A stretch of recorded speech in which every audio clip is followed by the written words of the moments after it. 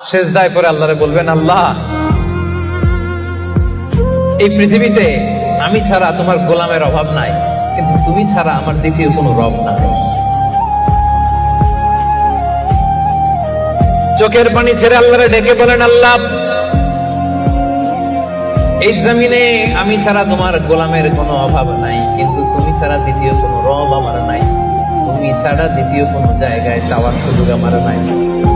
চোখের পানি ছেড়ে আল্লাহরে বলেন, আল্লাহ কোরআনে তুমি শিখিয়েছো ফরিয়াদীদেরকে কেউ যদি চায় ওই ফরিয়াদীদেরকে বারণ করা যায় না, তুমি কেমন করে এই অভাগা ফরিয়াদীকে আজকে ফিরিয়ে দিবা? চোখের পানি ছেড়ে আল্লাহর কাছে চান, সব তিনি দিয়ে দিতে পারেন। চিল্লায় বলেন ঠিক কিনা? গোটা বিশ্বের সবাই আমাদের যার যা লাগবে সব যদি আল্লাহর কাছে চাই, আল্লাহ যদি সবাইকে সবকিছু দিয়ে দেয়, আল্লাহ বলে